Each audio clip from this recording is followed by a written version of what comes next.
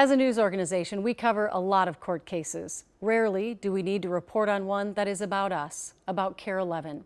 But a Ramsey County judge is trying to gag KARE 11 from reporting on details of a murder case we believe to be of significant public interest. A case about public safety, how we treat people with mental illness, and allegations of Medicaid fraud. Here's investigative reporter AJ Legault. Julie, Ramsey County Judge Joy Barcher is threatening KARE 11 with risking contempt of court charges if we show you a document filed publicly on the court website in connection with a high-profile murder case that has wide-ranging implications.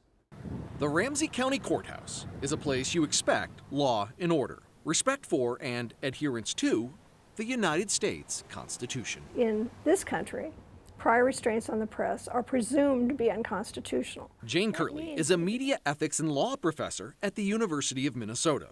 We asked her to explain what prior restraint is and why what's taking place at the Ramsey County Courthouse is such a big deal. Prior restraint is a form of censorship.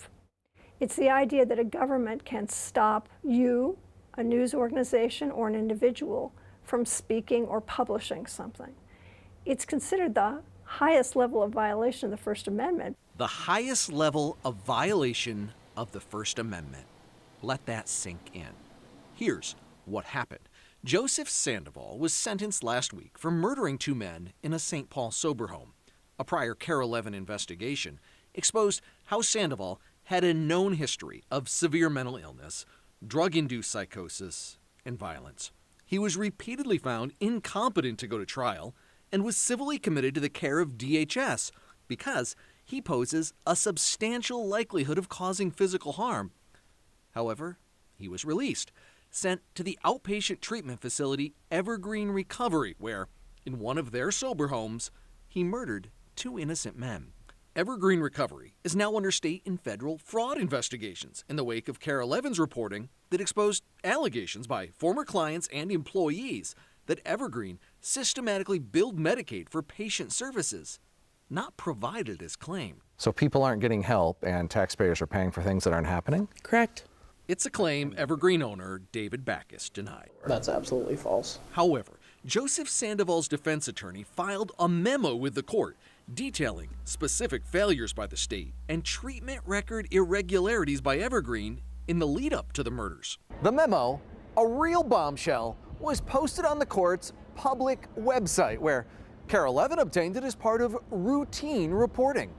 We should be able to show you what happened next, but Judge Joy Barcher ignored the requests of victims' families and refused to allow KARE 11's camera into Sandoval's sentencing, despite court rules calling for access. So this should have been a no-brainer. This is a transcript of the proceeding where Judge Barcher said a camera in the courtroom would serve no public interest at all.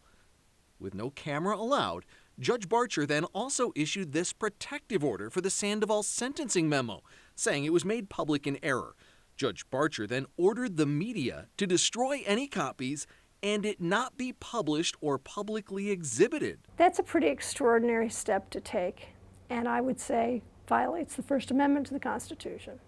That pesky First Amendment. That pesky First Amendment.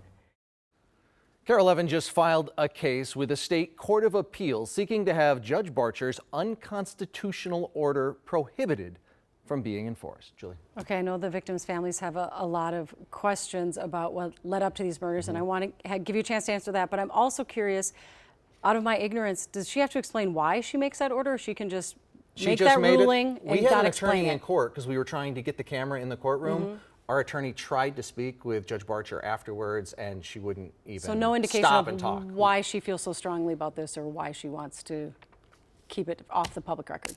She said it was filed in error. The defense attorney didn't want it to be public, so she made this order. All right, and now back to the families and all the things they have to say about what led up to these murders. They certainly do have a whole lot of questions, Julie. And in fact, a victim's family member texted me as Judge Barcher was making his rulings about not allowing cameras in the courtroom, which the victims' families wanted, and then issuing this gag order. And this victim family member texted me and said, "What are they trying to hide?" And that's a question we can't answer for you because we can't show you that memo. All right, well, keep us updated. All right. We know you will.